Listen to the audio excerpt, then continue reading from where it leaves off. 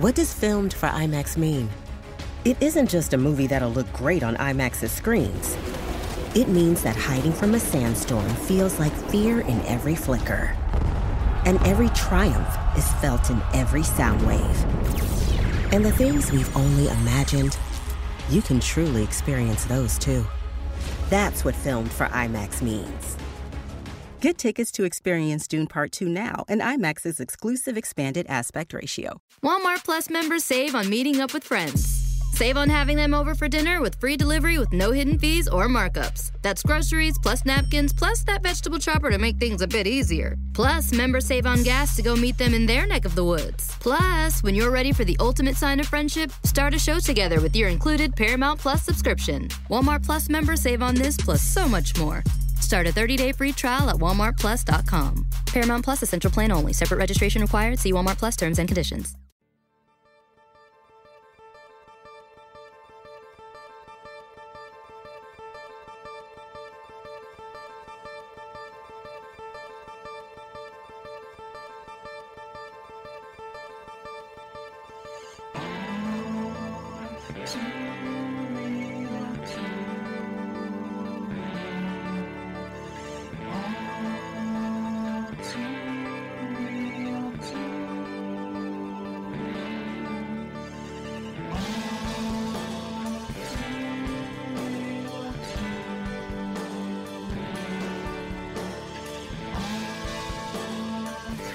Okay, everybody, welcome to the latest episode of All Too Real 2.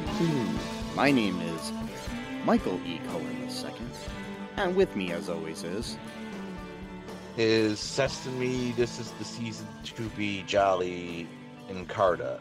Is that one word in the middle there, or is it? No, it's actually separate. Okay.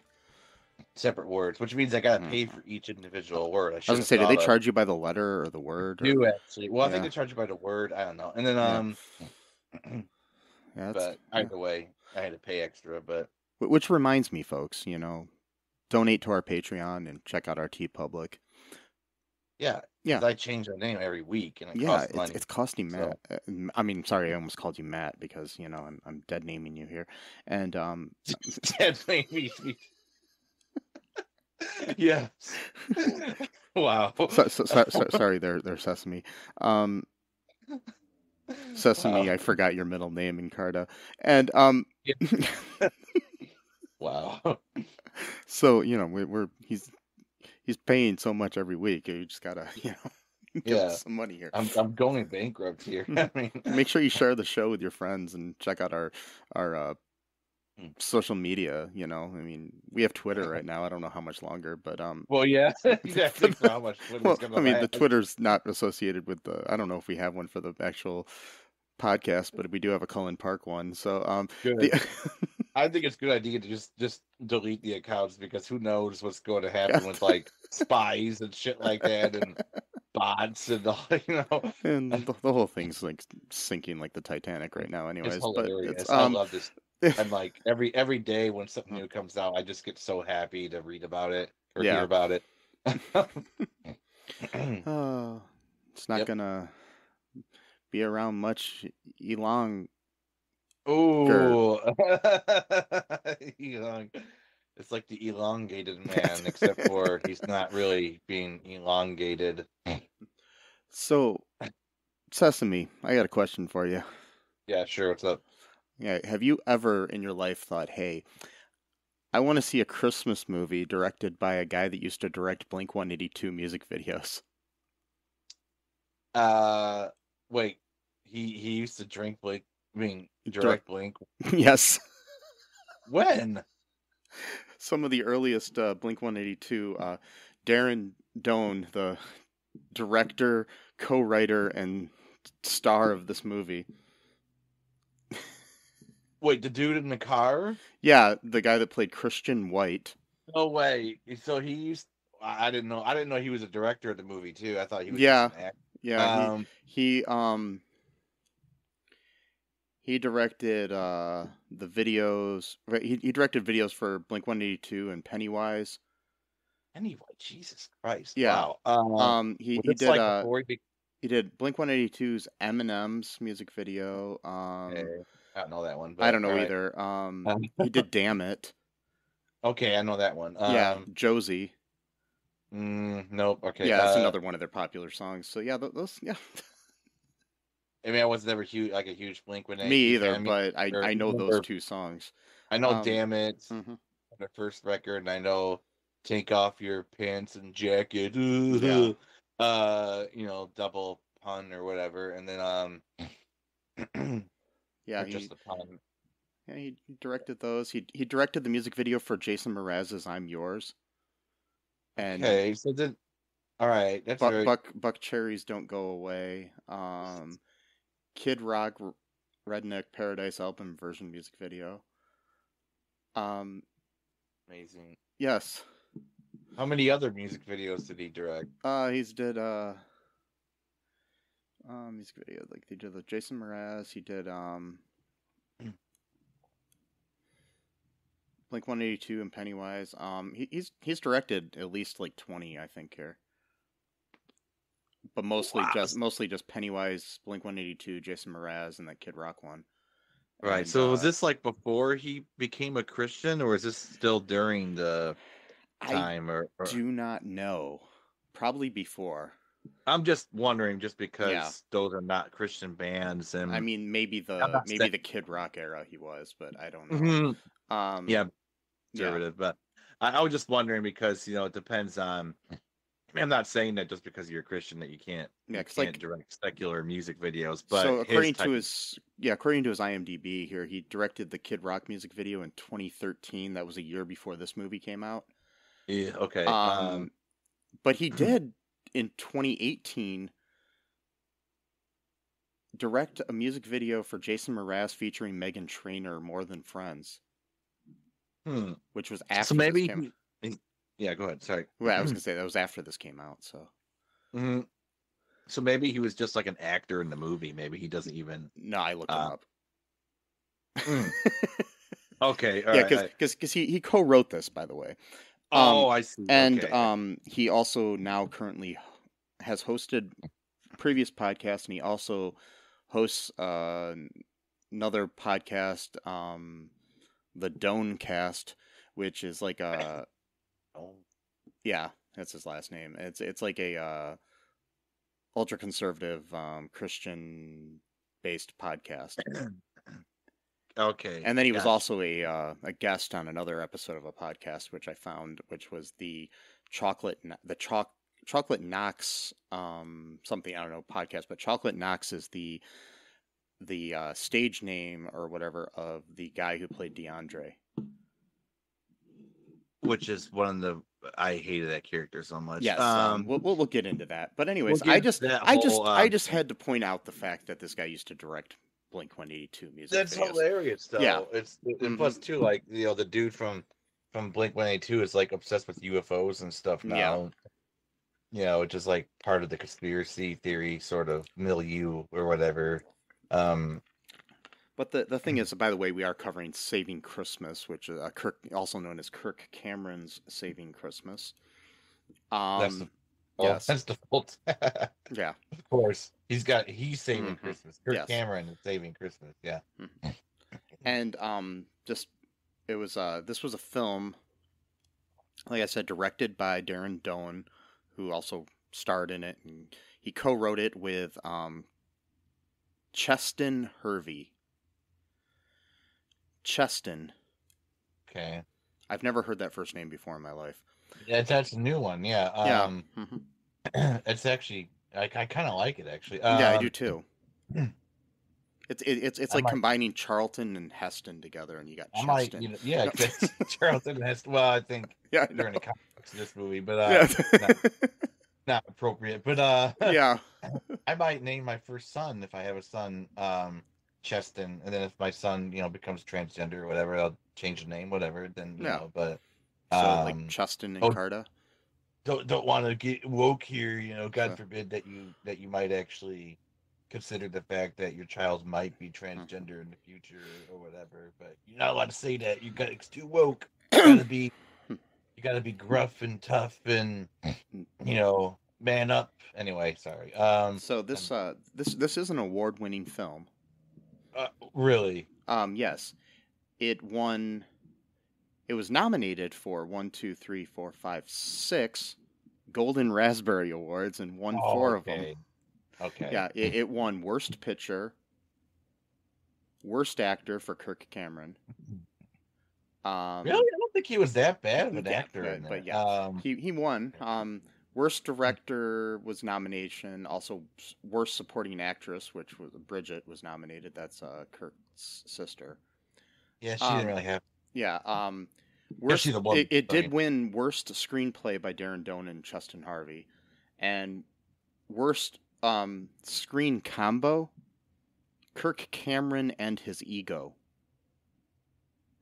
Yeah, the thing is, I didn't really think the screenplay was actually that bad as far as the content was stupid, obviously, but I mean, like, I don't know, like their conversation, I don't know, maybe it's just me, but the conversation in their car, sounded somewhat natural to me. Well, I think a lot of it was improvised. Oh, I see. Okay. Yeah. Right. It seemed like it to me. How much would you guess that this film cost to make? I don't know. See, just by aesthetics. Okay, I'm just going by aesthetic. The cinematography looked pretty decent. As far as like the actual film, it's how it looked. Like, audio was pretty good. Like when they had like scenes like looking into like the past or whatever, that looked pretty decent. So I'm thinking on cinematography alone, I'm thinking like maybe a couple $100,000. It cost $500,000 to make this movie. So the whole movie cost. So okay. I'm going to disagree with you on the cinematography. Just okay. With all due respect, there are a lot of things with the amount of money that they had could have looked a lot better. It just looked clean to me. It was clean, but I mean, it was a good digital camera. They had a good camera. Okay. But the actual movement of the camera and the lighting at times was very lacking. But the thing is when you have a good digital camera, a lot of that can be made up for by that fact. But it had that, it's definitely digital video look to it. It doesn't look cinematic. It also has there's a lot of times where there's a lot of shots that were very handheld. A lot of the shots were out of focus when they shouldn't have been. There's things where they could have used a dolly or a gimbal for that they could have afforded with $500,000. Right, they got that huge. I guess I was basing it more on the and the like them just sitting in the car, which obviously is not that hard. So. Yeah, that honestly, that's those scenes in that car. Just based on the way that they shot it and the way that it looked, if you put the camera cost into that, like the amount of money for the cameras and the lights and stuff, I could shoot something that looked better for that. If you gave me the money for, I don't know, give me like probably about $1,000. Right. Yeah. But yeah, I kind of understand what you're saying about like how it looked like in the actual house party itself, of how some of it did look a little bit choppy now that I kind of think about it. And there are even scenes where you can see the other camera that they were using. Oh, really? I didn't notice that. Yeah, and as far as editing goes, the editing is horrible. Yeah, there's actually literally one scene, I can't remember when it is, but where Kirk is in the car, and then they cut back into the house, and he's in the house. Oh my! In the background, they used they used the wrong shot. Yeah. I didn't notice that. That's hilarious. Mm-hmm. So, well, it's Kirk Cameron, so yeah. For him, the content of the movie was much more important than the actual movie itself, which is basically just one long sermon. But so I know we kind of went over it, but what's your initial thoughts here? I hated it, but for not the reasons that normally someone might hate a movie for. So like again, like I thought them in the car looked kind of decent. Their conversation, sounded kind of like like an actual authentic conversation. Because like I've had conversations with like conservative Christians who like try to like convert me like at the park or whatever, and like they say the same kind of like talking points that like Kirk Cameron is saying. Not all of them, but similar.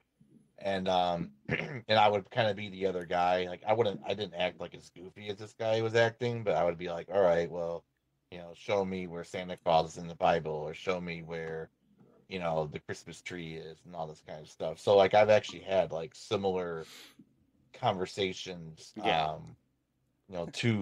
to what they were saying. I think we all have. Course, I wasn't saying it to bash Christmas. I was just saying like, hey, you yourself practice traditions that don't actually really originate in the Bible, so it's like you don't really have a leg to stand on by talking about other people, kind of thing. But I hated it because so like it kind of reminded me of, this is a weird example, it kind of reminded me of like a religious version of Freddy Got Fingered. And I actually like Freddy Got Fingered. I know it's like not popular to like that movie. Yeah. It's so stupid. But like Freddy Got Fingered is just like basically just like random scenes that don't really have anything to do with each other, and then that's the whole movie. This felt kind of like that, where it was just like scenes that been in different movies just all put into one movie is what it felt like to me. And it was like there was no like continuity or anything like that to it. It was just like random stuff that was just like them trying to fill the time. By the way, the movie's only 79 minutes long, and 9 of those minutes are outtakes, and the first 8 minutes are Kirk Cameron's monologue in the beginning of the movie plus the intro, and then the 3 opening credits. The 3 opening credits, yes, and which is kind of excessive, but and then the bulk of the movie is actually just them two talking in the car, and then there's like historical scene or well, ahistorical scenes really, but whatever. Yeah. From what they consider to be historical Christian scenes, like from the past, while he's telling, while he's delivering this sermon in the car. So like really the bulk of the movie is really just Kirk Cameron just preaching to this guy, and that's the whole movie. And then there's weird little things like interspersed throughout the movie. So that's why I hated it, is that it was just didn't feel like a movie. It just felt like random scenes thrown together and put a ribbon on it, metaphorically, and there you go. See, I found not one single redeeming quality in this film, and I will honestly say this is definitely one of the worst films I've ever seen in my life. Yeah. And that's just disregarding all of the historical and religious, fantasy that Kirk Cameron came up with in his head. Well, he did come up with it. He learned this from his mentor who brainwashed him to all this. I forgot his name, but he was like a big Hollywood guy that would try to convert actors to his weird... Is this who converted him back when he was 17, or? I think, was that how old he was when he converted? Yeah, back when he was on, when it was during his like second or third season of Growing Pains. Yeah, he kind of, I forgot his name, but his whole thing is that he's kind of like the Christian version of like Scientology. Like he tries to convert actors to like, or famous people to, evangelical Christianity in order to like, make it popular, kind of, like, oh, John Travolta's a Scientologist, or Tom Cruise is a Scientologist, that kind of thing. Just a Christian version of that, Then again, Kirk Cameron, was he really? I mean, like, I was kind of a little kid when Growing Pains was on, so was he really deemed like that famous at that time, or was he just kind of like, he was? Okay, he was like, I mean, I'd call him like, I'm trying to think of like I don't know if he's like the Timothy Chalamet of his time, but he's kind of like a I don't know, maybe like, when Zac Efron was hot with High School Musical and stuff like that. Yeah. And on every, because back then it was magazines. Like at the time, like Kirk Cameron was, like on the cover of, all the teeny bopper magazines and stuff, like like Tiger Beat and all that stuff, Yeah, he was probably like he was the it guy. And back then there was like a pretty much of a distinction between television and movie actors, but still he even crossed over. I mean, he had done some movies and stuff. Like one of them I actually really like is Like Father Like Son. Oh, okay. Yeah, I remember that one. Yeah.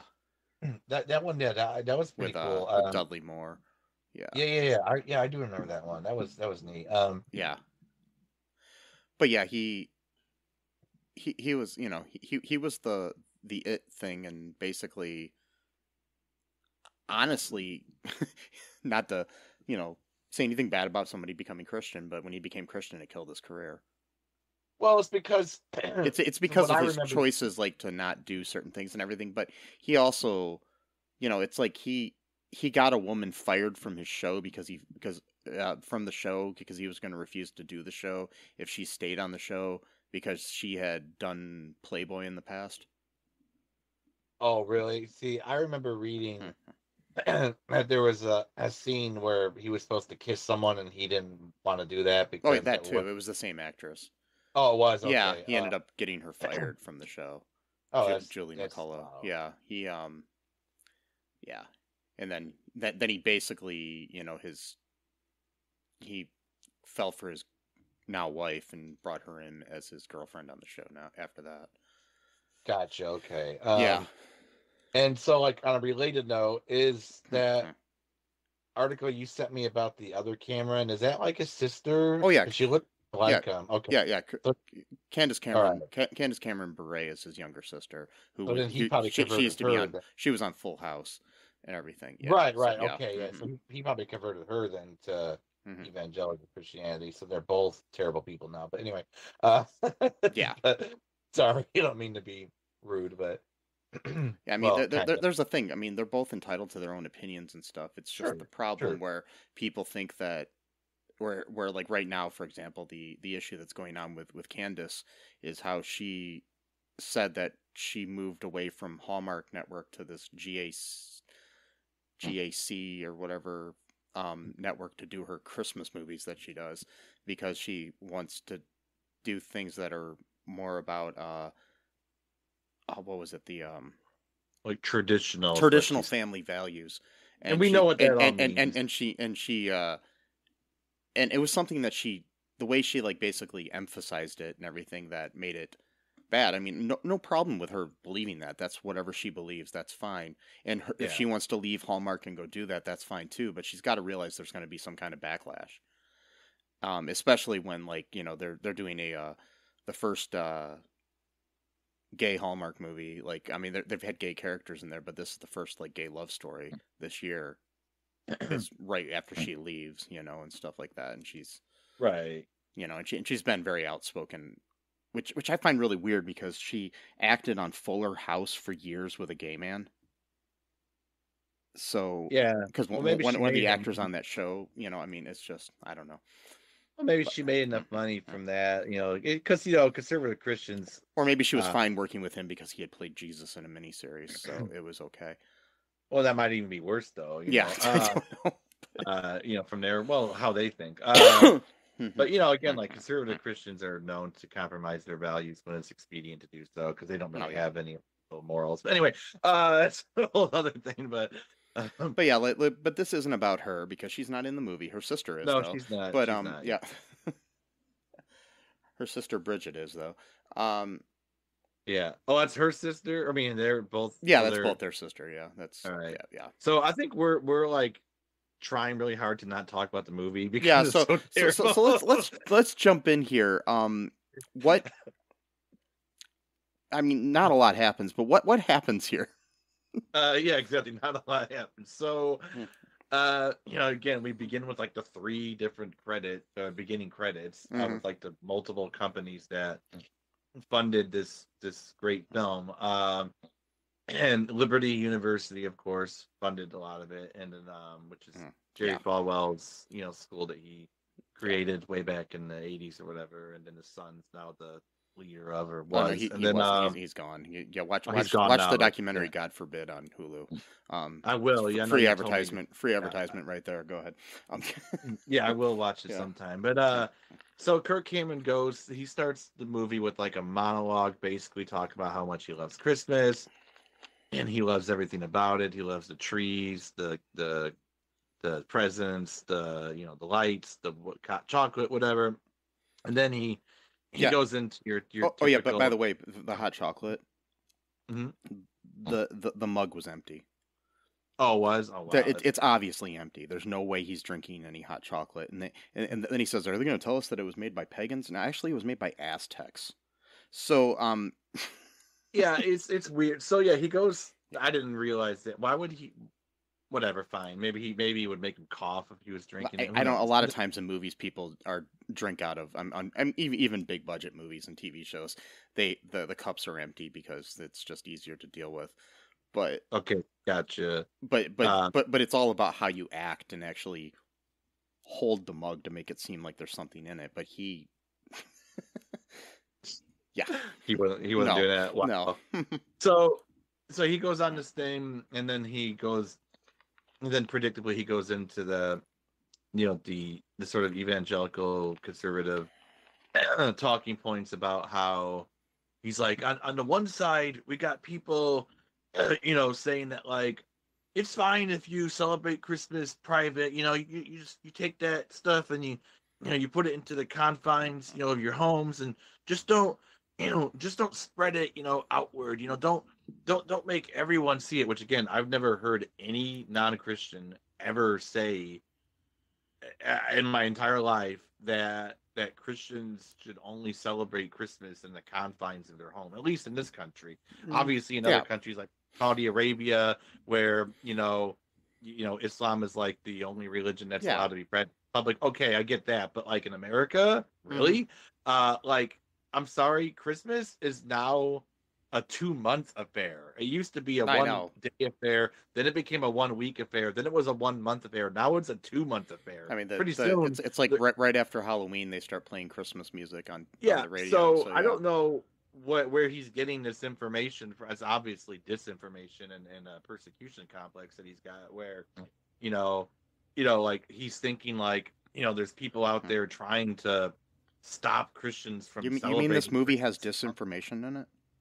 Oh, there's tons of. That's why I printed out so many screenshots. I mean, I got a whole thing and I wrote some notes. The whole movie, almost everything that said in this movie is completely false historically. But anyway, well, actually, ironically, the stuff that the guy Christian is saying is actually historically true. But then Kirk Cameron, quote, contradicts him with false historical information. But anyway, I'm getting ahead of my. So then he goes into his whole thing where he's like, they don't want us to celebrate Christmas, in public, and they want us to be politically correct or whatever, which no one actually does ever.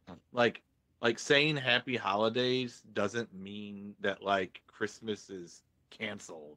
Like, and again, too, if you don't want to say happy holidays, you can say Merry Christmas. It just logically doesn't really make any sense to say Merry Christmas to someone who doesn't celebrate Christmas. It's funny how the some of the same people who say that we shouldn't say Black Lives Matter and we should say All Lives Matter have a problem with saying Happy Holidays because it covers numerous holidays. It just doesn't make any sense. There's overlap, yes, there is. So like my analogy was again like, that's like a Muslim, wishing a Buddhist, a happy Ramadan.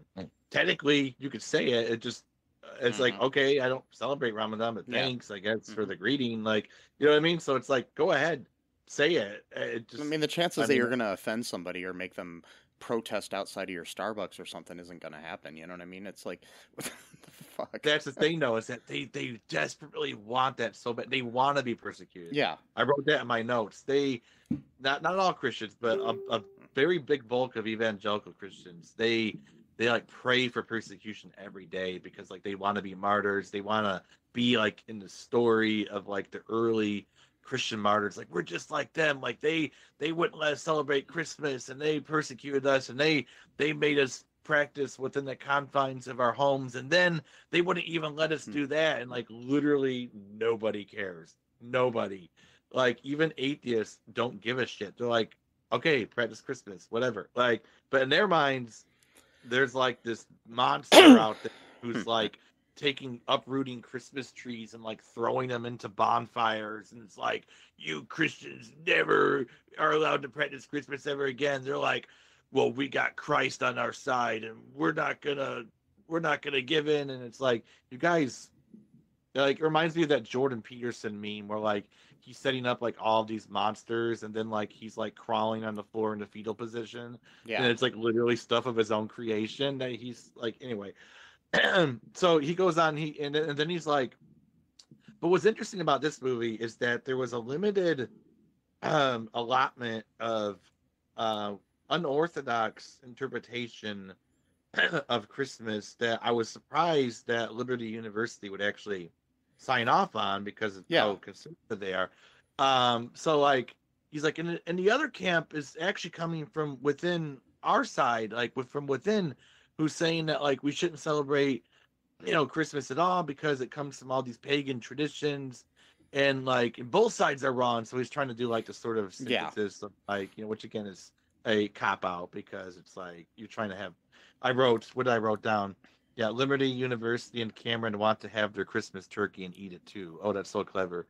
But well, it's like when the movie came out, probably just as many Christian review websites blasted this movie for being horrible. It's terrible. I mean, as like non-Christian or just or I don't know, traditional like movie review websites. It's just they there's like a unifying force here. About terrible. I mean, Christians and atheists hated this movie just equally. It's like, well, there you go. So they united. Yeah, it brought them together. They brought them together and that was just a monologue of him going on that, and the actual movie itself. Yeah, you want to go into what's going on in the actual actual movie. Okay, so after our first like random framing sequence there at the beginning with him sitting by a fireplace not drinking hot chocolate that he claims is in his mug, so he's first lie right there. But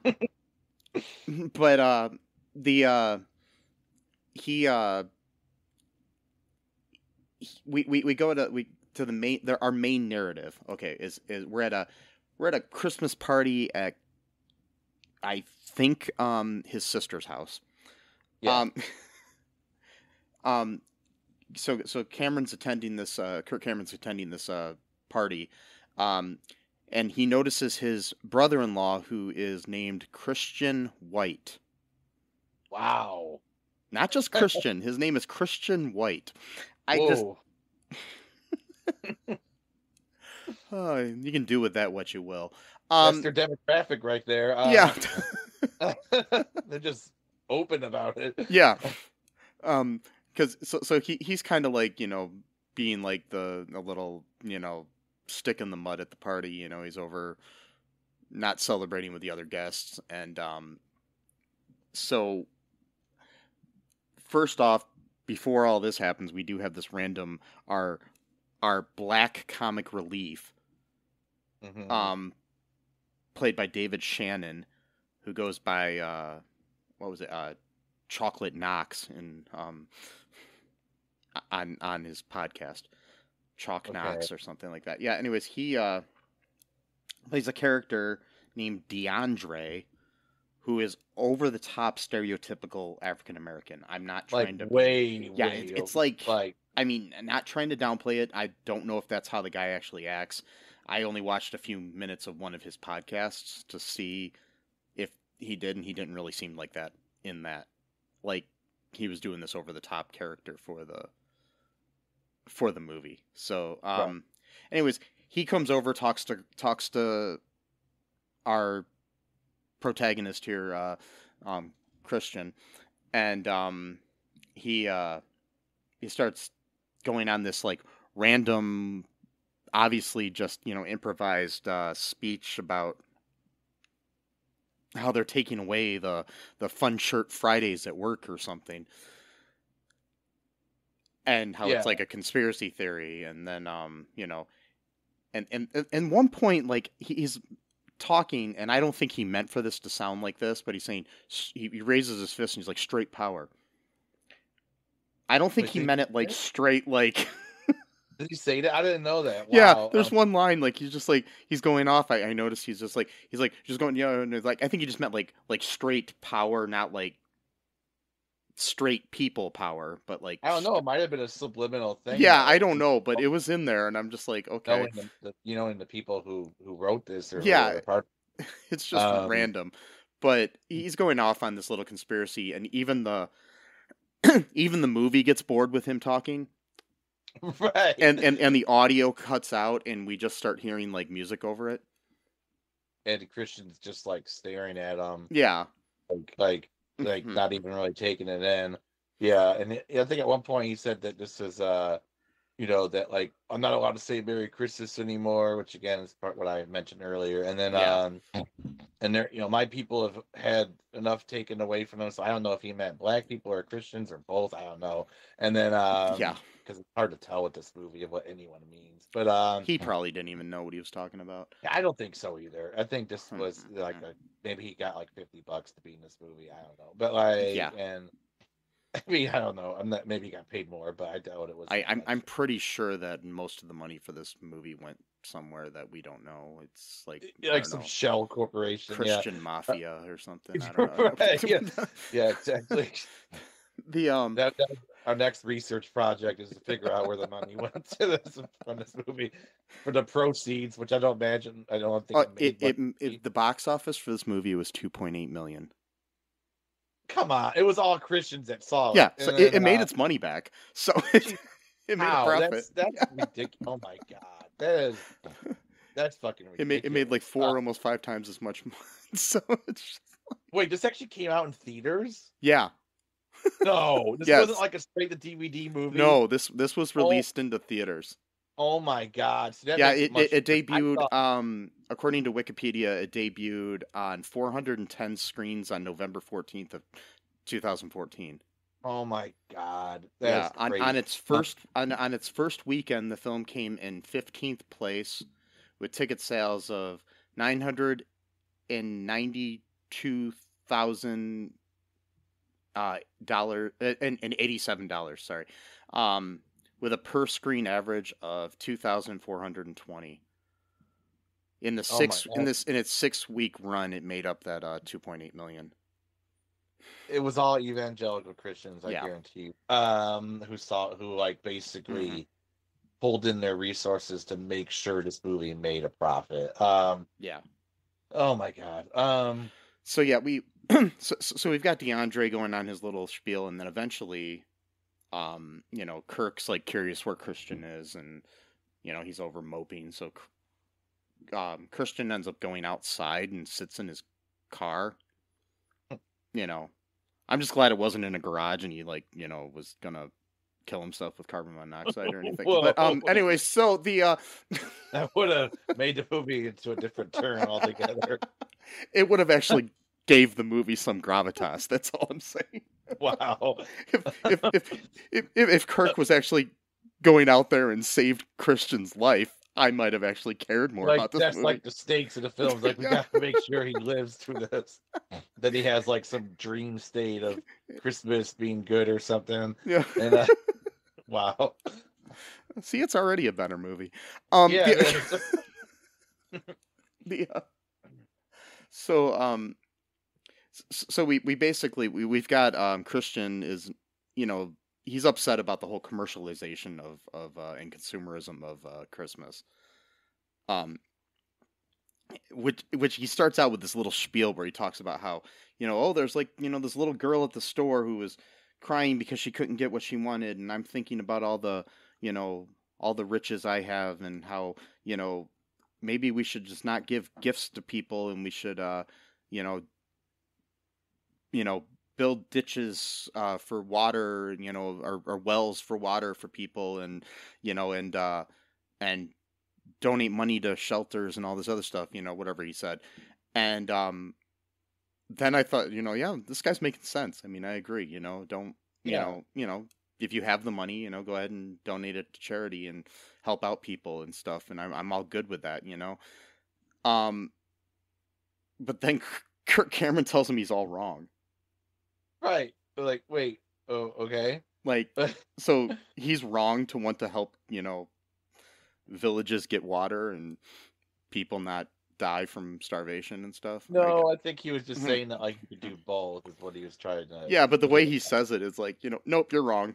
Like, and that was such an awkward thing where he's like, that was such an awkward exchange too, because he's like, yeah, it's all wrong. The guy's like, yeah, exactly, it's all wrong. He gives him a fist bump. He's like, no, you're all wrong. And he's like, wait, what? He's like, well, what you just said, it's wrong. He's like, but I said a lot. He's like, yeah, I know it. And it was all wrong. That's where it bothers me, is the fact that he says it's all wrong. Yeah, even the wanting to build wells and stuff. Yeah. Yeah, which is like obviously the most Christian thing you can be is like, yeah, let's feed the hungry and build water wells and or dig wells or whatever, and Kirk Cameron's like, no, that's all wrong. Presents and Santa Claus is what Christmas is all about. It's like, what? It's like basically that's what the movie tells you later. I mean, yeah, but then he works it around to make into his into his stories that are as fake as the hot chocolate, and and probably the fire. No, the fire looked real. Yeah. So we have so we've got him starting out with his first flashback story to Christian history, like through the Bible or other things. He starts out this so the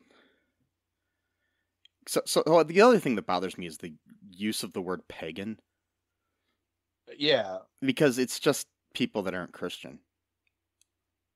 That's what it is. Like anyone, like, it's like, well, no, not necessarily. Pagan actually has like a specific meaning. But that's like, the way they're implying it is like, it's just so.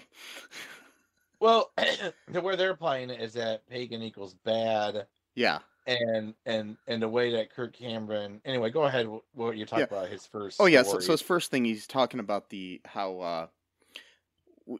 First, they talk about this snow globe that they have that is the only representation of Jesus, like in the room where it's got the nativity scene inside of it, and so we talk about the nativity scene, and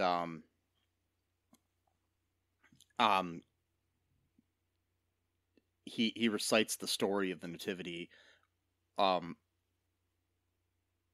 then we cut. Okay, so first off, we kind of go into this thing where he talks about how there's like he says, take away Joseph from the nativity scene, take away Mary. Now even take away baby Jesus. What do we have? And he talks about the swaddling cloth and how he's basically implying later that the swaddling cloth is the same cloth that wiped down Jesus, when he died. Because he was still as tall as a baby at that time, I guess. That's how it happens. He was like a 1 foot tall prophet. Yeah, they shouldn't have had Jim Caviezel play him in The Passion of the Christ. It should have been, like Vern Troyer or something. But I don't know. Wow. So we've got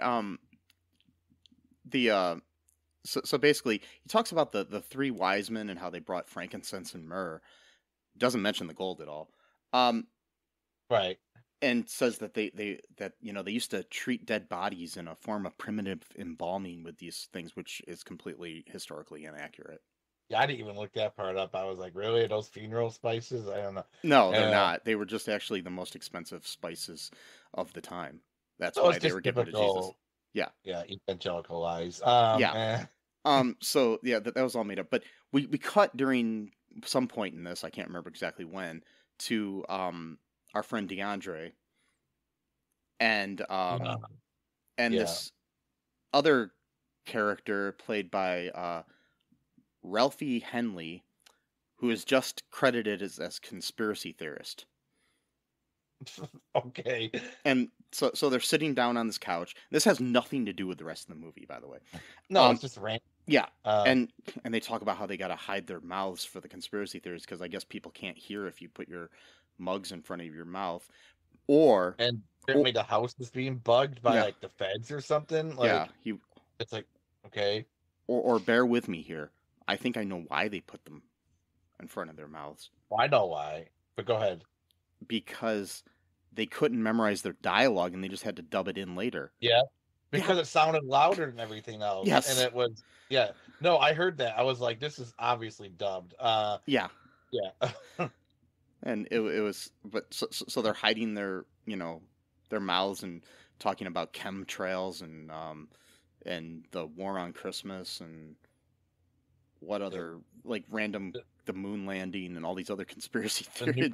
He mentioned a new world order. Area 51 and how that's actually there's Area 52 you got to worry about because that's where they put all the Christmas decorations or something. And and he said heard it on Fox News. So like what I was trying to figure out was, were they making fun of people who believe this, or were they like actually endorsing these ideas? That's where I think this was supposed to be some kind of comic relief scene where they were making fun of crazy conspiracy theories.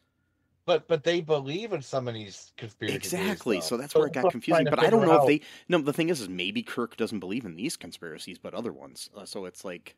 Maybe he doesn't believe like in the New World Order stuff, but he definitely believes in the War on Christmas conspiracy theory.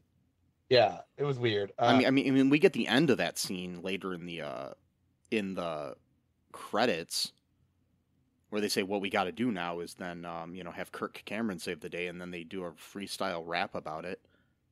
We'll get to that.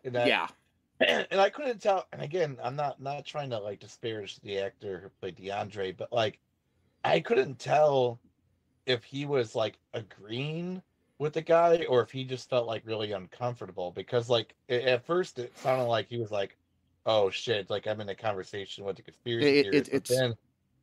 It seemed like when like, oh, I kind of believe in this sort of conspiracy, but oh no, there's this other guy that's just like way off the deep end.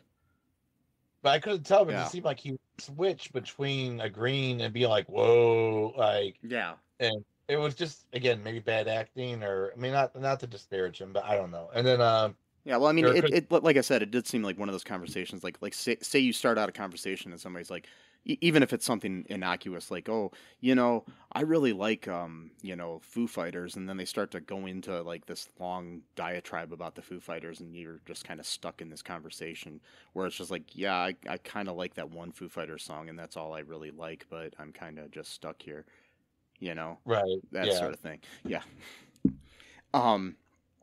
But where somebody's like really into it, and that's what the conspiracy theorists played by Raphi, was saying, so they got that, and then we cut back to Christian and Kirk in the car. That's what the name of the movie should have been. Christian and Kirk in the car. Yeah, that could be like the Christian rock band too. Yeah. Or also too, I wanted to make a point really quick. I just remembered in one of the opening credits out of the three, was that they were playing like this like ska version of what song was it? O Come Manuel, or what's it called? O Come All Ye Faithful. Was that the one? I don't know. It might have been. But like that's the thing too. I noticed that like Christian conservatives are really good at is like appropriating like various styles of music and stuff, and then like imposing their own like religious stuff to it. And so like the song was actually pretty cool, so I was like, oh, this might actually be a good movie. And then no, and then it turned out and it wasn't. And then it kind of tricked me a little bit, but yeah, they do that. yeah. But that might be a conspiracy theory. I don't know. That could be, yeah. But I mean, you can't tell right now, but I'm holding a mug above my face, so why I'm saying that. So it's okay to say. You, though, so. Yeah. I can hear you. So well, I put the microphone behind the mug, so it's like. Okay. Yeah. So that means that you're safe. That, yeah. Nobody can hear it except for the people listening to our podcast.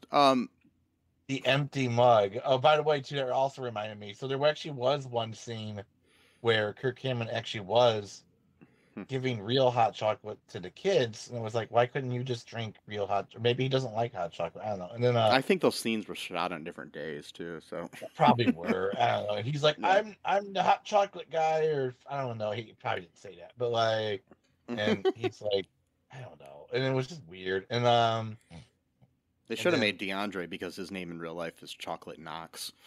That would have been actually. Yeah, that would have been a lot better. But anyway, So yeah, the story. What were you going on? But you're saying about the story. Okay, so we go back to the car, and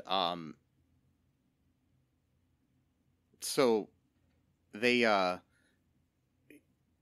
okay, we've got this whole thing, and he basically starts to talk about the Christmas trees is the next thing that Christian is asking him about. Like, what do they have to do with anything? Those are all, pagan things and blah, blah, blah. And they're not biblical in origin. And then Kirk tells him a story that the Christmas trees were God's idea since God created trees. And he also says that each tree represents a Christian cross. He encourages us, the viewer, to look at it this way, where every time they see a Christmas tree, that, he talks about how Adam, when God created Earth, Earth, which is his house, he put trees in it with fruit on it. Yeah. Like the ornaments on a Christmas tree. Yeah. And that when Adam ate from the tree, that when you, quote unquote, steal something, you have to put it back. That's not the definition of stealing. That's borrowing. Yeah, you get punished if you steal something. Yeah, but if you put it back, you're not stealing. You're borrowing. Like, if I take my neighbor's lawnmower and bring it back to his garage, maybe I stole it for a couple hours. Well, technically it is stealing if you didn't get permission. But yeah, you are. But when you return it, is it still theft? But also, the thing is most people, when they steal something, like, when you rob a bank, you don't have to return it. But he says you have to. Yeah. But I mean, their quote is that, when you steal something, you have to return it, which...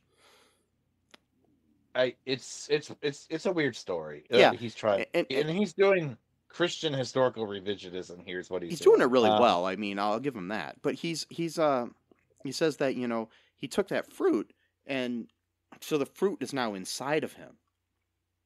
Mm-hmm. So it's now part of him, but he has to give it back to the tree. So with Jesus being the last Adam, he gave the fruit back to the tree by putting himself on the tree, which was the cross.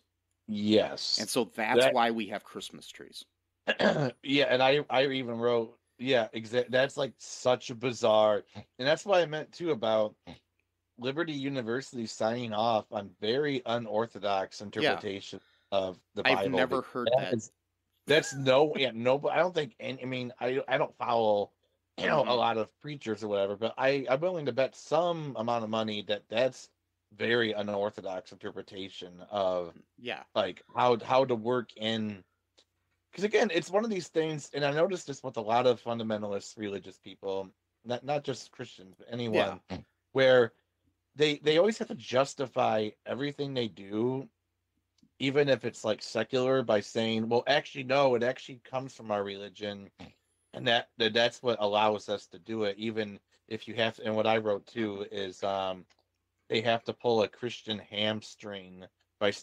I'm off all the pull the dad jokes here, but I said instead of simply acknowledging that a lot of their Christmas traditions originated from Norwegian and Germanic paganism, they have to pull a Christian hamstring by stretching their interpretation to make it sound like it all of it came from the Bible, and it was just a coincidence that pagans had those same traditions. Which that would be the coincidence of all coincidences, right there. Like, but which is really weird because like he talks about this like there's nothing wrong with admitting the fact that some of these traditions were carried over from one group and then gathered new meaning when they became Christian.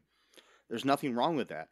And he even said, but he even says in the movie that we need to start telling new stories to our children, and, right? And accepting new ways of doing things. And I'm just like, but your whole movie was trying to explain and tie these things back to the Bible when there's nothing wrong with embracing traditions from one group of people and then tying them in afterwards into your religion. There's nothing wrong with that.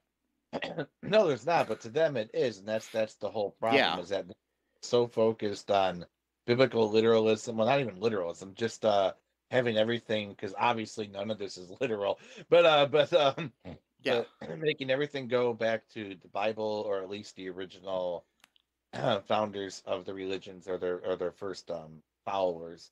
And and I noticed this before. Again, it's like because it's almost like they're going out of their way to like be as intolerant of other people as possible. Because in actuality, I actually think this was like one of the better things that the early Christians did when they actually went out of like Israel, Palestine, into like other parts of the world, because they're like, hey, this might actually help ease these people into Christianity if we adopt some of these practices and we just sort of give them new meaning. To me, that actually shows like at least some element of tolerance, instead of just being like, no, like we're just gonna get rid of all of your traditions. And now but like Kirk Cameron's like, no, that's bad, so we have to like make it out like all of this really secretly originates from the Bible, but you gotta like have like the secret code to interpret it in such a weird way. It's like, it's like he's conflicted by his own beliefs, which doesn't. It's what it sounds like. It does. He wants to have his Christmas turkey and eat it too, and he's pulling a Christmas hamstring by doing so. Yep, I'm going all in on the dad jokes here. I think the name of your next album should be "Pulling a Christmas Hamstring." It should be, and the band's gonna be called Christian and Kirk in the car, or whatever. Oh, jeez.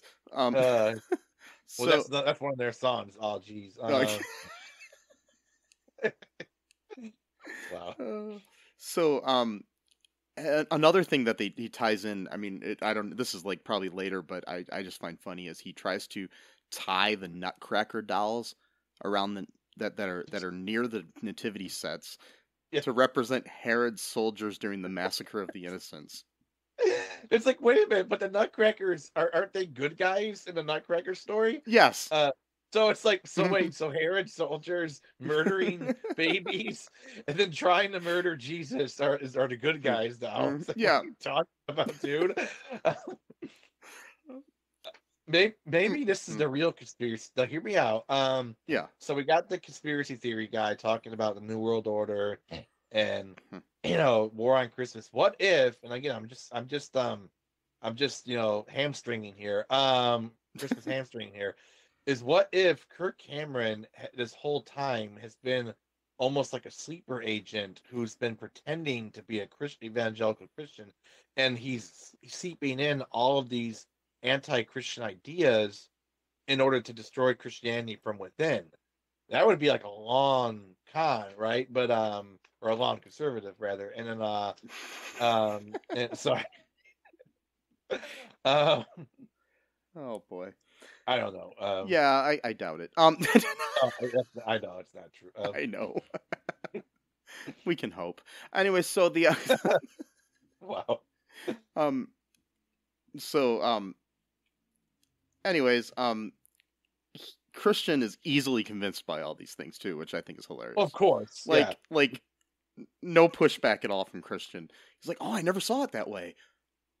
I feel stupid." That's how that works. Yeah. That's how that works. Like when you're really adamant about your beliefs and you're like sulking in your car and you're just like looking at all the people in the house with like just seething rage, and then someone just, by the way, I forgot to mention this. Kirk Cameron just uninvitedly just gets in his car without even asking. So that's like rude, but okay. And then and then just starts talking to him, and then and then all of a sudden he tells a story, and the guy's like, oh, that belief I had is now gone. I've converted over to this new story that you told, but and now I got a new problem that's instantly going to go away once you tell me the new story, which I gotta love. I just gotta tell you that story about Adam, like that's got to be like the weirdest stretch I've ever heard in my life. Too. God created trees, and then the cross was made of wood, and since Adam ate fruit that he wasn't supposed to eat, the only way he could put it back was to put himself back on the tree. But since Adam's the first Adam and Jesus is the last Adam, then Jesus has to do what Adam couldn't or wouldn't do. But again, Jesus didn't eat the fruit though. I know. So even if he's the last Adam, the fruit's not in his body. No. So putting himself on the cross wouldn't really do anything because Adam had already digested and probably shit out the fruit centuries ago. Not to be crass, but whatever. It's a big stretch, and I'm somebody who wrote a 10-page paper in college comparing the New Testament of the Bible to the Shawshank Redemption. Well, and got an A+ on it, but still. There you go. But that was like the biggest story right there. That was like the most stretched one out that I was like, wow. Like, and then he's like, yeah, the Christmas tree is, the pine. Because again, pine tree makes sense because it's an everlasting tree. Its leaves never fall throughout the year. So that makes sense because you're talking about everlasting life. Yeah, that's an easy way to ease the quote unquote pagans, which everyone's a pagan who's not a Christian to them, I guess. But whatever, to ease the non-Christians who worshipped quote false gods, which who are they to say who's a false god and who isn't? But whatever. Yeah. And by the way, if you really want to get into real history here, not the fake revisionist history that Kirk Cameron's talking about in the car that he was not invited to come into. Anyway, at someone else's house, and sorry, are you telling me that Kirk Cameron is much like a vampire where he has to be invited in? Or kind of, yeah. Oh, okay, cool. Just checking. Yeah. And he and he sorry, I lost my train of thought here, but it's like shit, I forgot what I was saying about the pine trees. Oh yeah. And, so real history here, actual proven academic, actual factual history is that Judaism did not start off completely pure monotheistic. It was, I forgot the word for it, but it's like a sort of middle ground between polytheism and monotheism. Where, for example, when they always referred to God as the Most High God, they meant that literally at that time. So they believed that other gods existed, but that their God was the quote Most High God. Yeah, which meant that if there ever was a competition between the gods, he would win. But they still believed those other gods existed. They just didn't worship them or like them. Yeah. So if you want to get into real history, that's real biblical history right there. But no matter. Well, I mean, there is a belief like that even in modern Christianity with the idea of Satan, because right, yeah. I mean, he's considered to be a archangel who they don't worship, but also people that they believe worship him or that do consider him a god. So it's called the Lord of this world, I think, in the Bible, actually. So Satan is the Lord of this world, and God's the Lord of everyone, including the Lord of this world. It gets all confusing. And but that brings up one of the next points here in this movie. Oh God, yes. So give it to me. Yes. Christian, going off on his little thing, he talks about the fact that Santa is an anagram for Satan. Because you switch the letters around, yeah. Yep. And you know what an anagram for God is dog, I guess. Yeah, so that doesn't mean anything. I'm just saying it makes as much sense. So dog or Adga or Agdi or Adga, yeah. Which of course God itself is actually a German word. But anyway, that's a whole other thing. But what do you call a dyslexic agnostic? I don't know what. It's someone who's not sure whether there is or is not a dog. That's a good one. Yeah. It's a Christian dad joke. Yes, it is. I pulled a Christmas hamstring. Anyway, so So anyways, he's trying to basically say, what's up with Santa? Like, why are people like basically worshiping Santa instead of Jesus, now or whatever? And nobody does. Nobody worships Santa. No. And so then Kirk has to tell the story of St. Nicholas. Yeah. Which includes this reenactment where we have Uncle Bill, who was playing Santa at the party, playing St. Nicholas, and then we have like other people from the party, like the two conspiracy theorist guys playing other people at the Council of Nicaea. Which took place in a tavern. Yeah, he changed things up. He's like we're gonna change this. If we really told the story, there'd be people in robes and pointy hats, and but this is gonna be all like Lord of the Rings like, and it wasn't Lord of the Rings like after that moment. I mean, the one combination that they had is it was, the one thing actually that this had going for it is there were more black people in the scene than in the Lord of the Rings movies. But true. There was at least that historical accuracy going for once. So black bishops from Africa and all this shit. Yeah. And, but we have the scene where St. Nicholas goes and, because there was like this, this story supposedly like this guy who, according to Cameron, was a bishop there, but he actually wasn't a bishop in real life, but another lie in the movie. But anyway, so was spreading rumors around that we shouldn't, worship Jesus is a deity. He should just be another man or whatever. And which is not what Arius taught. I got screenshots about that. Anyway. Yeah. And so another lie. Arius wasn't a bishop either. So yeah. And the he was just like a preacher. Yeah. A scholar. Yeah. So he goes in. He basically beats Arius's ass. Which is great. So we're glorifying religious violence now, which tracks with liberty. And because that's how they view, how to solve conflicts through violence. Anyway, we have this one random scene where St. Nicholas is like, Arnold Schwarzenegger in an 80s action film or something. It's just like, or Jean-Claude Van Damme it or something. Well, it's like, what the hell? So what's interesting about this, and I'm sorry if I'm like getting too giddy about this because go ahead. This is my wheelhouse. I love reading about religious history. So. And I love contradicting evangelical Christians because it's like a favorite pastime of mine because they're so stupid and they contradict themselves constantly. Anyway, so he's like, so again, Arius was a Christian scholar.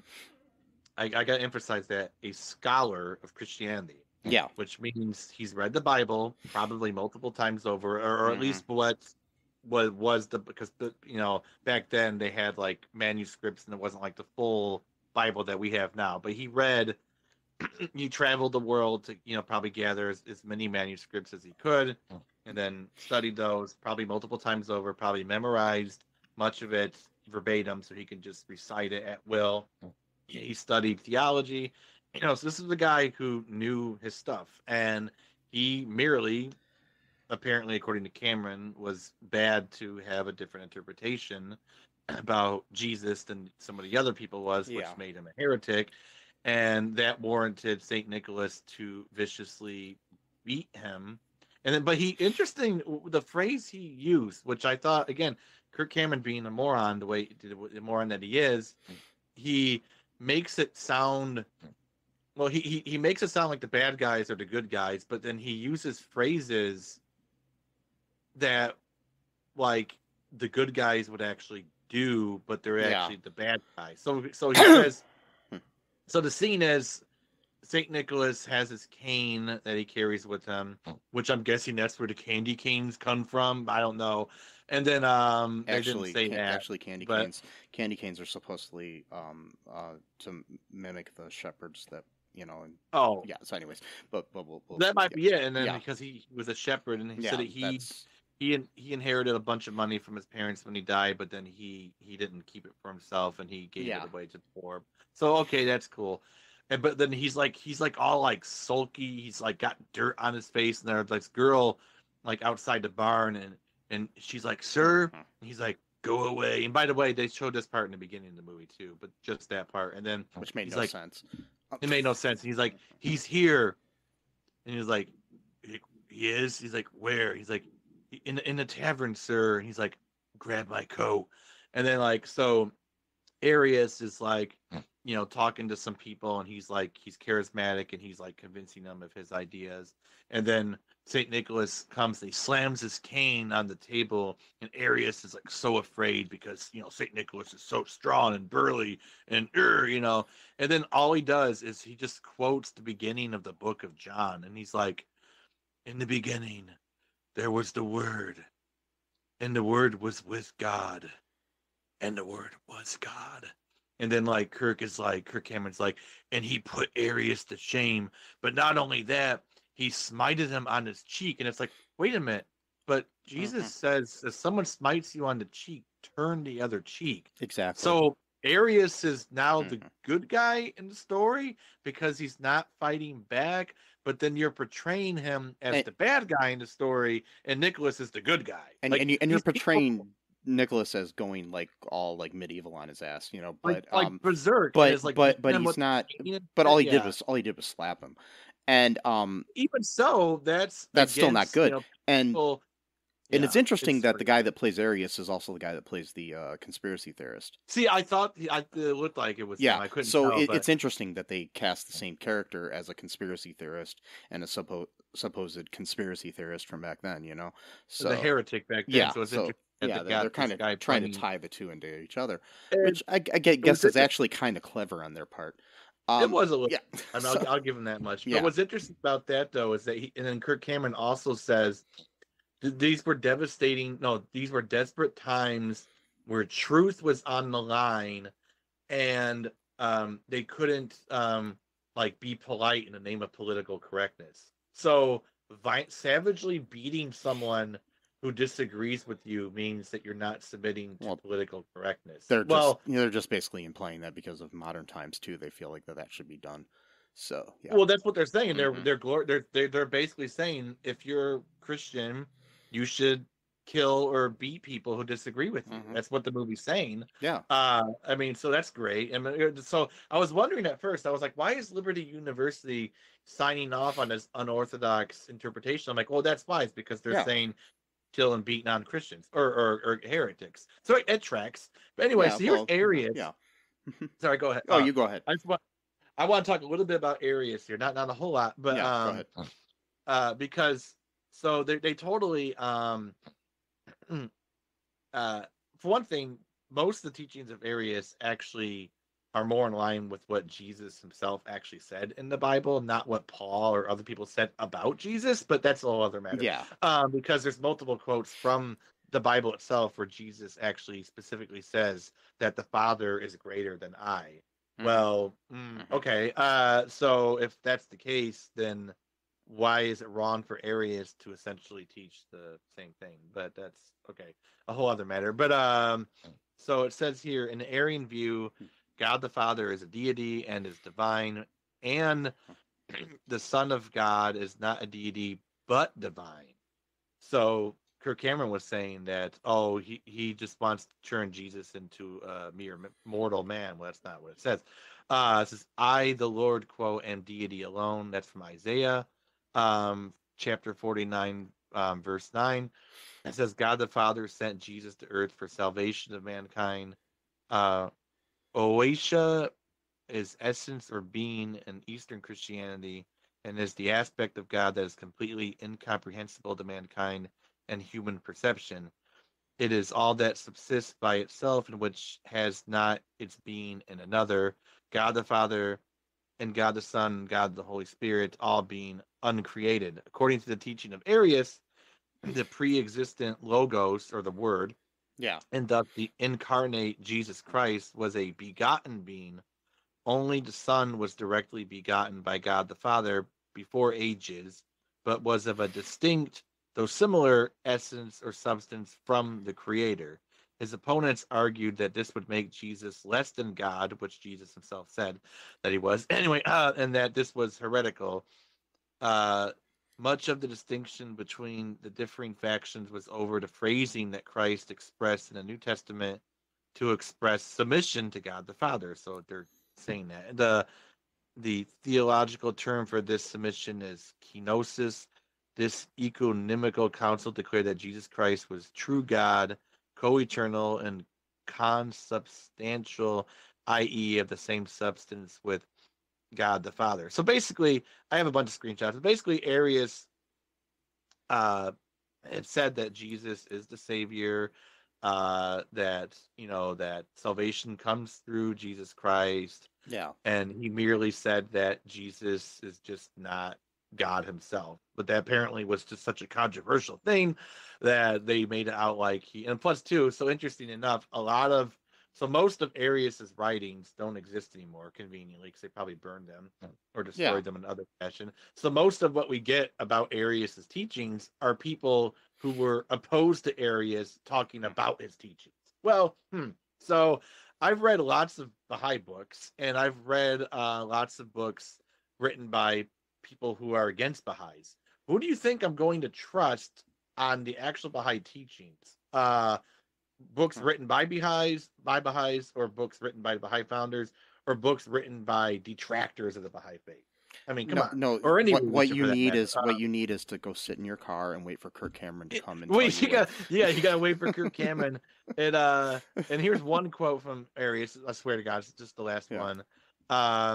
It says, a letter from Arius to the Arian Eusebius, I'm not sure what that means, states the core beliefs of the Aryans, and by Aryan we don't mean like the Aryan race. It says some of them say that the Son is an eructation. I'm not sure what that means. Others that he is a production. Others that he is also unbegotten. These are impieties to which we cannot listen. So even he is saying the other people are heretics. So they're calling him a heretic. He's calling them heretics, which tracks. These are impieties to which we cannot listen, even though the heretics threaten us with 1,000 deaths or murders. But we say and believe and have taught and do teach that the Son is not unbegotten, nor in any way part of the unbegotten, and that he does not derive his subsistence from any matter, but that by his own will and counsel he has subsisted before time and before ages as perfect as God, only begotten and unchangeable, and that before he was begotten or created or purposed or established, he was not, for he was not unbegotten. We are persecuted because we say that the Son has a beginning, but that God is without beginning. So literally the only difference between Arius and the other Christian, what became the main creed, is that he was saying that Jesus at one point did not exist and that he was created. But once he was created, he was effectively like God. And that was like the biggest controversy of all time. But again, this is how these people think. So that's why they used that quote specifically that St. Nicholas says in the movie. Yeah, but again, it's just like, what difference does it make? Like, just from a utilitarian perspective, to say, well, it's the same thing. Jesus was what's that? It's the same argument for the whole like Christmas tree and everything too that they're having here, because it's like things couldn't have been just created at one point. They have to have always existed. But it makes no difference as far as, again, like, yeah, I understand what you're saying and what they're saying, but again, it's from a utilitarian perspective, it makes no difference, because if Jesus is your salvation, and that's where your salvation comes from, what difference does it make if at one point in time he did not exist and that God created him, and then it's like you're still getting the same effects, if you will, or like whatever. Like, it doesn't matter from any perspective other than just, again, like being so pure doctrinally that you have to have everything perfect. It doesn't make any actual material difference to say, oh, God actually created Jesus, and then after that point in time, he basically became God on earth.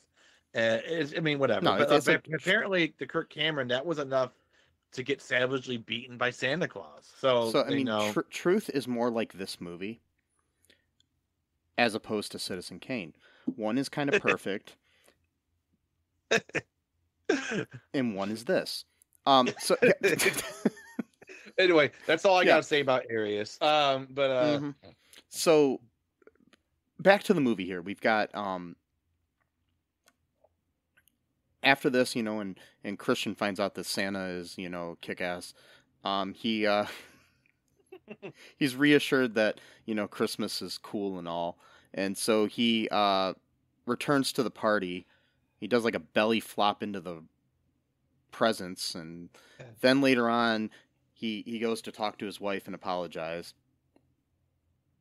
for being whatever, for having feelings.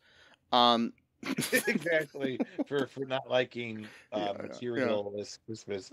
And then what does she say to him?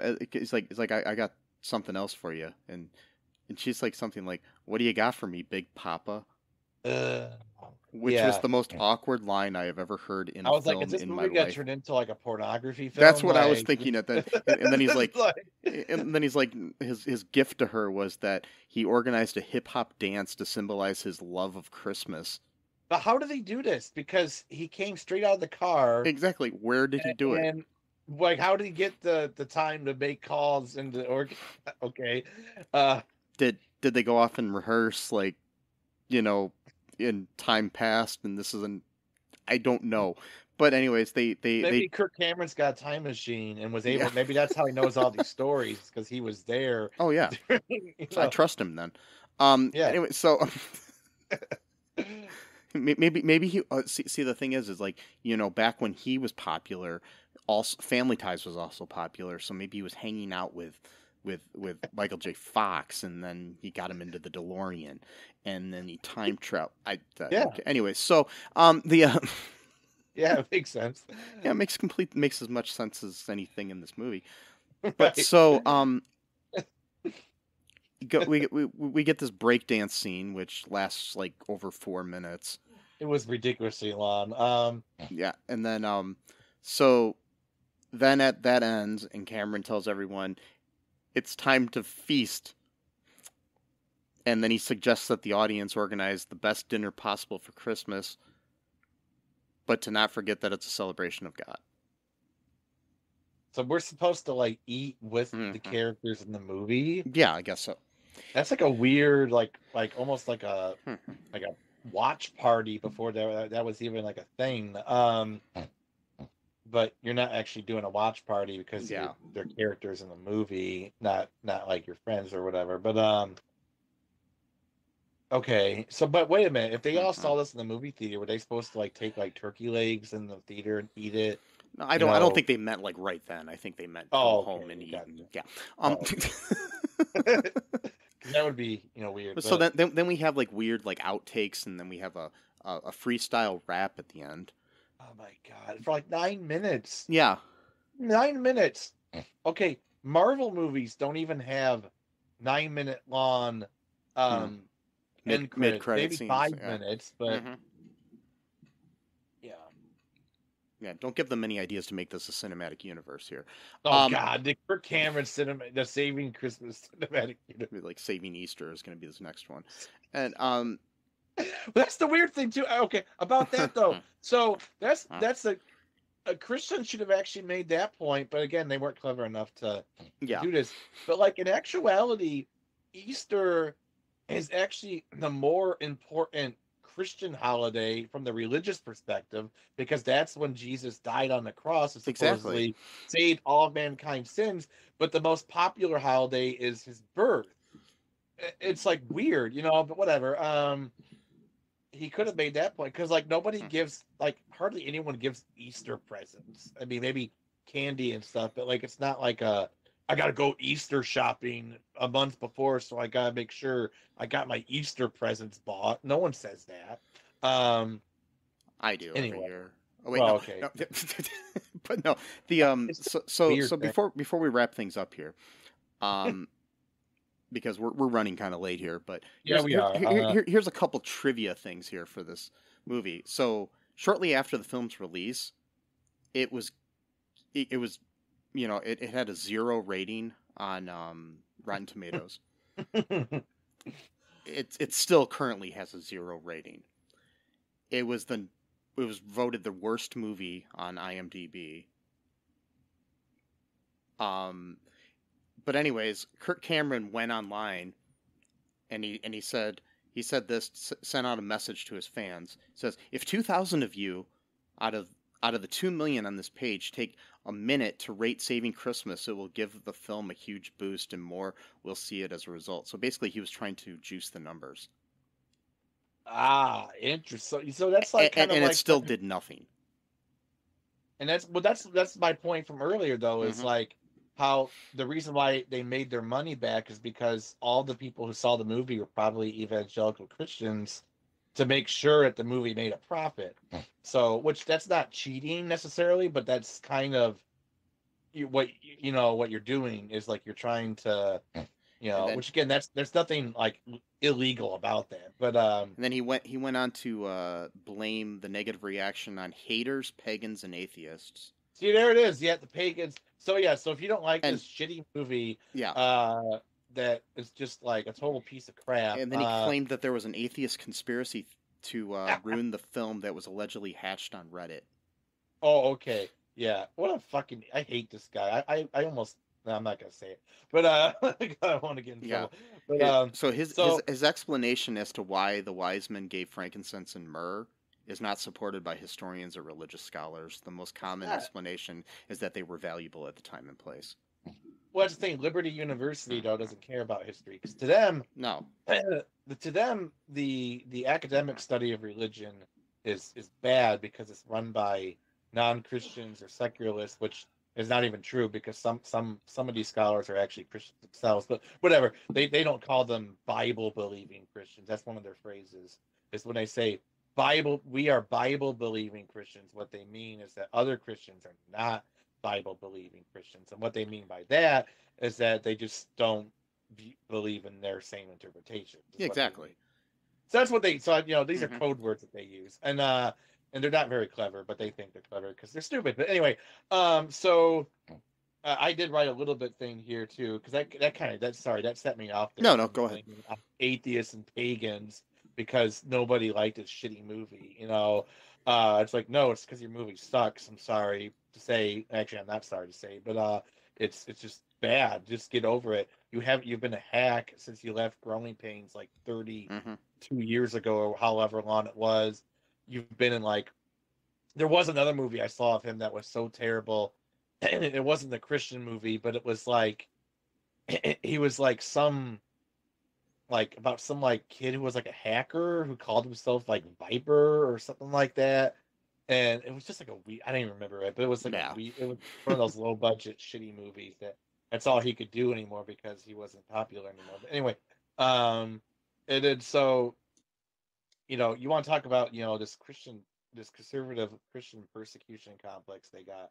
So I did some research, modern history, stuff that I kind of forgot about because it's like 10 years old or whatever. But I remember distinctly 10, well, maybe more like 12, or actually maybe even like 14 years ago, actually, how conservative Christians made a huge deal about how in Dearborn, Michigan, which is a majority Muslim population, got to repeat that, majority of people who live there are Muslims, that they were playing the Muslim call to prayer from a speaker at one of the local mosques, and how they were like saying this is the downfall of Western Christian civilization because Muslims are forcing their religious beliefs onto other people, even though the majority of people who live in Dearborn are Muslims.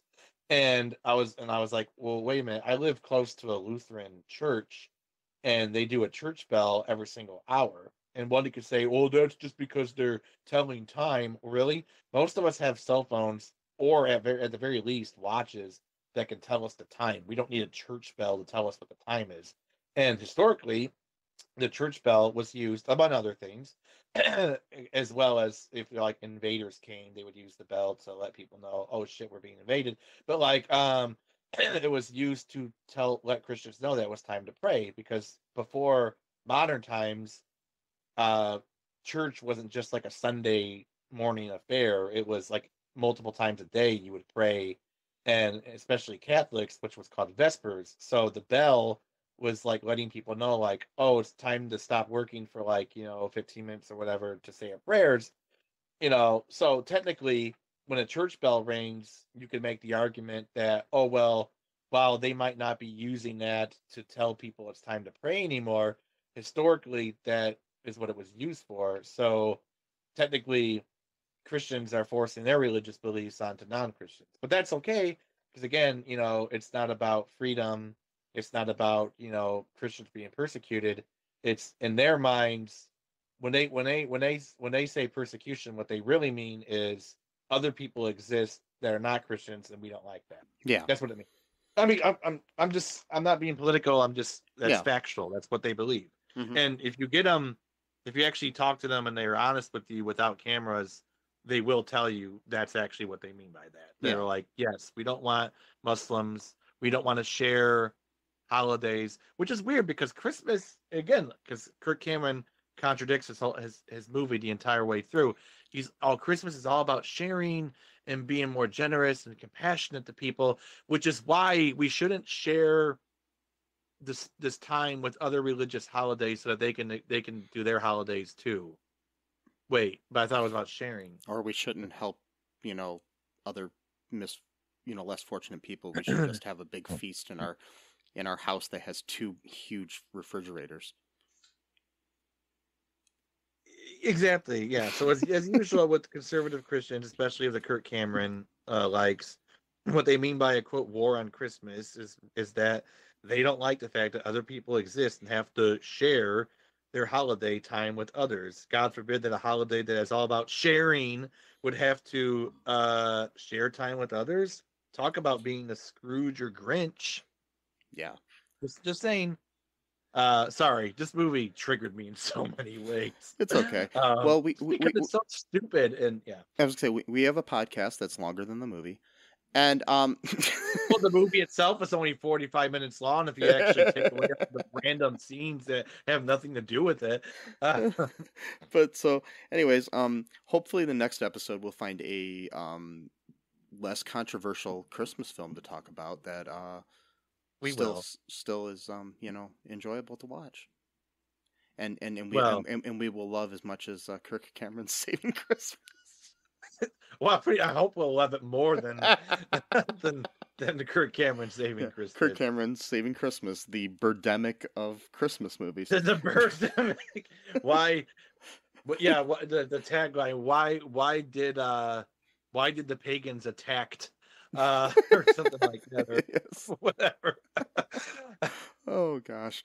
Oh man. Anyways, I think we should wrap things up here. And, wrap it up. Yeah. Make sure you check us out on all of our social media that we have at this moment, and be kind to each other. Actually be kind to each other. And, for real. Yeah, and share the show with your friends. That's a good gift you can give this holiday season. Not the movie. The movie. No, not the movie. Just share this episode. Yeah. And you know, 'tis the season to be jolly. Fa la la la la la la la la. Allah. Yeah. Yes. And oops. And remember that I love you and Sesame loves you. And until next time, folks. Merry Christmas and bye-bye. Thanks for listening to All Too Real 2 podcast, a Cullen Park production. Produced and edited by Michael E. Cullen II.